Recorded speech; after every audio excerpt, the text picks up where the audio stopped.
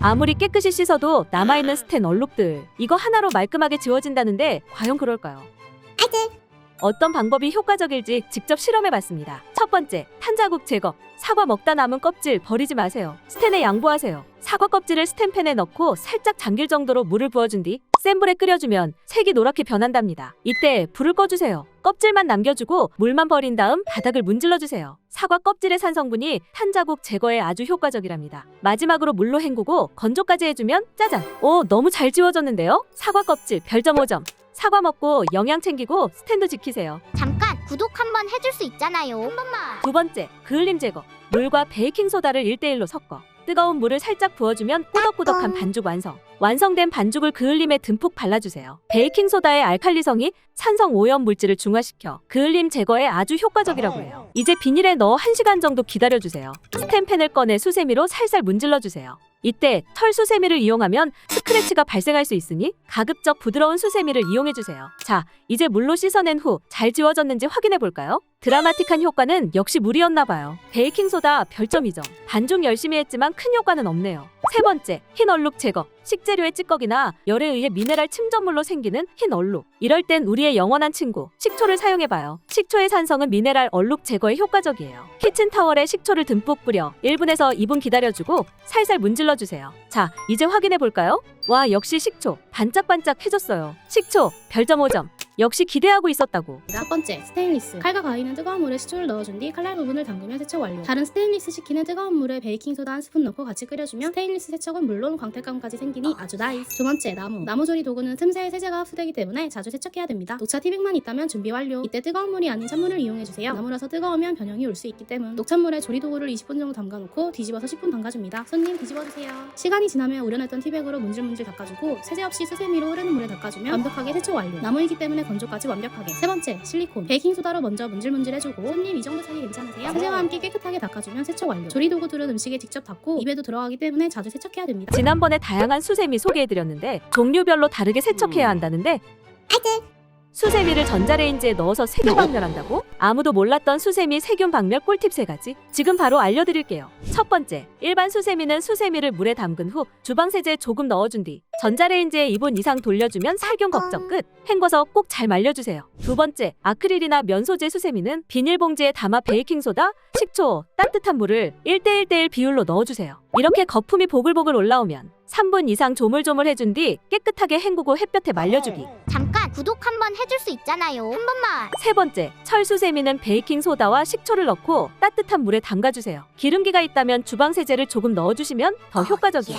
5분 정도 담근 후 흐르는 물에 헹궈서 잘 말려주면 끝. 뭐니뭐니 해도 가장 중요한 건 주방세제가 묻은 상태로 방치하지 말고 평소 설거지 후에 잘 닦아서 말려주셔야 한다는 것. 평소에 잘하죠. 사용 후 물기가 남지 않도록 꼭 짜서 잘 건조해줘야 세균이 생기는 걸 방지할 수 있어요. 혹시나 오염이 됐다는 생각이 들면 한 달에 한 번씩은 꼭 교체해줘야 한다는 것 잊지 마세요. 으악, 지금까지 공중화장실 변기보다 더러운 도마에 음식을 썰고 있었다니?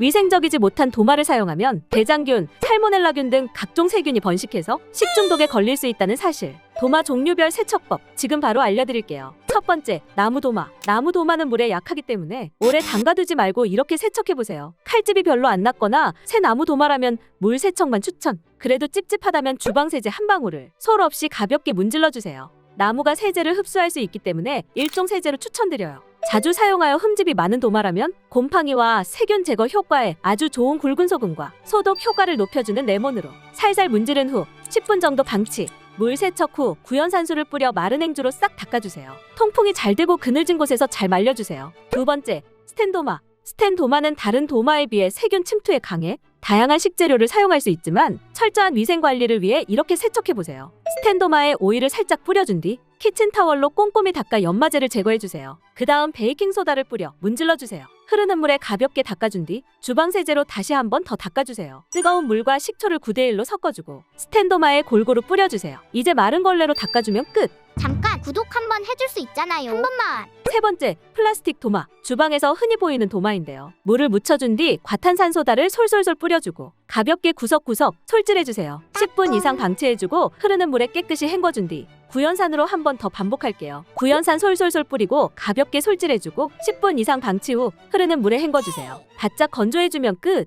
네 번째, TPU 도마. 꽤 많이 사용하는 TPU 도마는 열탕 소독이 가능하지만 잘못하면 도마가 휠 수도 있어. 이렇게 세척해보세요. 도마에 물을 묻힌 후 베이킹소다를 뿌려주고 손으로 박박 문지른 뒤 10분 기다려주세요. 10분 후 수세미로 살살 닦은 다음 뜨거운 물을 구석구석 3번 정도 부어주세요. 세척이 끝났으면 건조는 필수. 반찬통 깊숙한 곳에 숨겨진 더러운 물때 한 번에 없애버릴 세척법 알려드릴게요.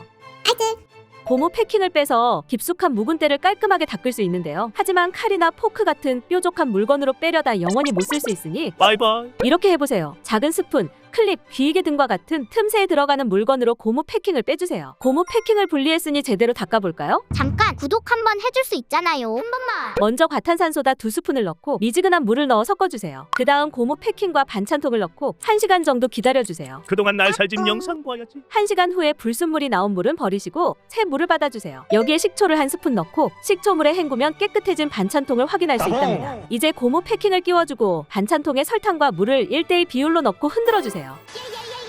그리고 2-3시간 동안 뒤집은 채로 방치해주세요. 그러면 깔끔하게 세척도 반찬통 냄새까지 제거된답니다. 이것 하나만 있으면 전자레인지 세균부터 냄새까지 한 방에 해결?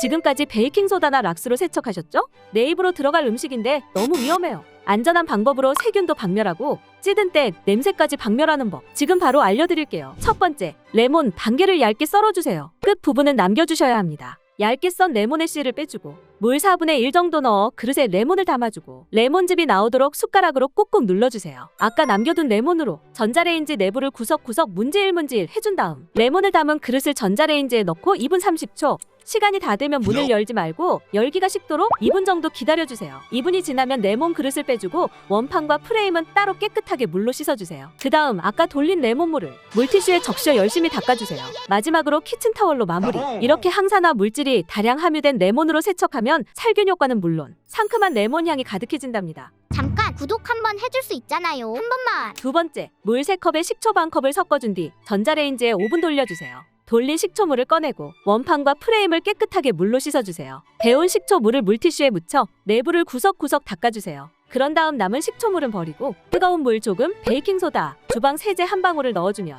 천연세제 완성! 물티슈를 담가 전자레인지 내부를 구석구석 잘 닦아주면 새 것처럼 묵은 때가 싹 사라진답니다. 이제 마른 걸레로 마무리해주면 세척 끝! 지금 당장 집에 있는 세제의 뒷면을 확인하세요. 큰일 날 수 있습니다. 세제의 종류도 용도에 따라 나뉘어 있다는 사실을 아시나요? 1종, 2종, 3종으로 불렸던 세제 명칭이 용도 기준으로 바뀌었다는 점 참. 이게 다 같은 세제가 아닌 각각 사용법이 다르답니다. 잘못 쓰면 인체에 치명적인 잔류 세제를 먹을 수 있다는데 그래서 오늘 이 영상 하나로 세제의 모든 정보를 싹 정리해드리겠습니다. 먼저 과일 채소용 세척제. 과일이나 채소를 씻을 수 있는 세제가 있다고요? 먹어도 안전한 성분으로 만들어져서 아기용품이나 텀블러 등 설거지할 때 혹시나 남을 세제 잔여물 걱정이 없답니다. 일종 세제 같은 경우 주로 식물성 원료나 천연 유래 성분으로 만들어져 손에 자극도 덜하고 환경에도 비교적 무해해요. 대신 기름때 제거력은 약할 수 있어 기름이 많이 묻은 프라이팬이나 냄비는 더 꼼꼼히 씻어야 합니다. 요즘에는 이러한 일종 세제의 장점을 살리고 세정력을 높인 제품들도 많지만 가격이 다소 비싼 편에 속한다는 점 참고하세요. 잠깐 구독 한번 해줄 수 있잖아요. 한 번만. 다음은 식품용 기구 용기용 세척제. 우리가 가장 많이 쓰는 일반 설거지 세제로 브랜드 종류와 향이 다양해서 선택의 폭도 넓고 가격도 상대적으로 저렴해요. 기름때 제거력이 강해서